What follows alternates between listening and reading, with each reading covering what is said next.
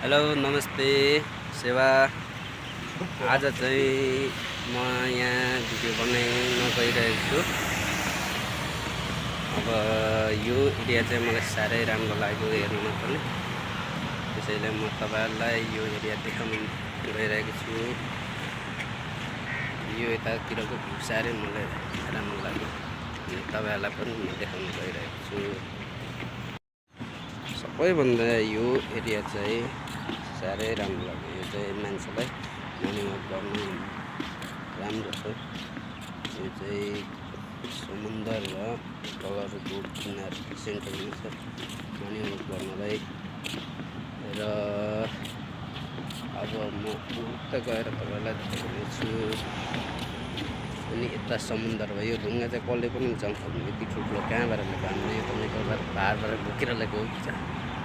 अनि यता समुद्र हो। यता साथी फोटो खिचिँदैछ, भिडियो बनाइँदैछ। यस्तो छ।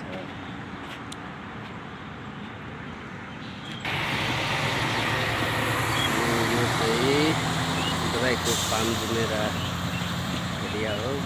तपाईहरु दुबई आएर घुम्नु भएको छैन भने एकचोटि घुम्नु होला, भिजिट गर्नु होला। तपाईलाई यस्तो रमाइलो ठाउँ लाग्छ। अनि त गरिब मान्छे परदेश हिँड्नुपर्छ। परदेश गएपछि जुन राम्रो लाग्छ त्यो भिडियोमा ल्याइहाल्छ। भिडियोको लागि भन्दा पनि रमाइलो एउटा मेमोरीको लागि बनाइन्छ।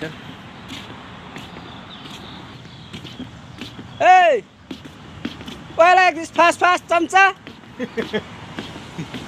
साथीहरु चाहिँ पर पुगिसक्यो, कतितिर घुम्ने भनिरहेछ।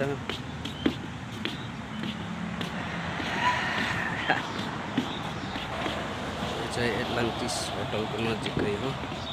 माथितिर होटल खिच्नु चाहिँ अथोरिटी छैन।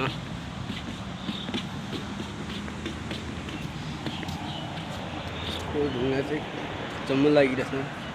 यत्रो ढुङ्गा छ। यता कसरी ल्यायो होला। यो त हाम्रै नेपालबाट पाहाडबाट चोरेर ल्याएको कि जस्तो लाग्छ। अनि यस्तो समुद्र छ, राम्रो ठाउँ छ हेर्नु। यस्तो रमाइलो ठाउँ छ। यस्तो समुद्र नेपालमा भएको भए चाहिँ नेपालमा केही त केही विकास हुन्थ्यो होला। मान्छेहरूलाई हेर्नलाई घुम्नलाई रमाइलो हुन्थ्यो होला। यो समुद्र छ, अरू केही छैन। यही समुद्रबाट तेल निकालेर उत्खनन गरेर बेचेर यो दुबई चाहिँ सायद मेरो विचारमा अलिक आर्थिक